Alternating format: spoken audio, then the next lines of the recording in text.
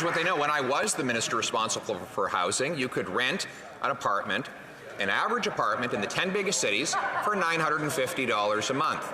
Now, it's over $2,000 a month. When I was housing minister, it was $1,400 a month for the average mortgage. Now it's $3,200. And 1/5 of mortgage holders at CIBC are actually watching their mortgage grow as Liberal deficits push up interest rates on their monthly payments. They've done nothing to stand up to the gatekeepers that block housing construction. Will they get out of the way so homes can be built and we can bring home home ownership for our youth? The Honourable Minister. Mr. Speaker, when that member was minister responsible for housing, there were 2.7 million more Canadians in poverty than there are today. Hear, hear. Hear, hear.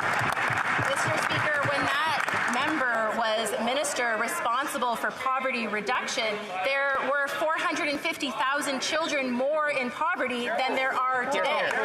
And, Mr. Speaker, when that minister was the minister responsible for democratic institutions, he made it harder for 150,000 Canadians to vote, Mr. Speaker. What we understand is we're moving forward, we're helping Canadians. He's only held them back. Thank you, Mr. Speaker. Honourable Leader of the Opposition.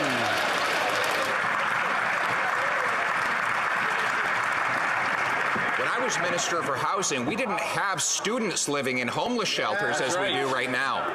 We didn't have 9 in 10 young people saying that they will never afford a home. In fact, you could buy the average home for $450,000, rent the average apartment for $950. It is now double. They've doubled house prices, doubled mortgage payments, and doubled the rent. Their inflationary deficits are driving up interest rates, and they've done nothing to get gatekeepers out of the way and get housing built. Will they reverse these disastrous housing policies so that we can bring home ownership for our youth? Yes. The Honourable Minister of Housing. We know that when the leader of the official opposition was in office, their government withdrew from social housing. They downloaded social housing to provinces and municipalities. We've brought measures to increase housing supply, to support municipalities and regional governments to build more housing. What did they do? They voted against that.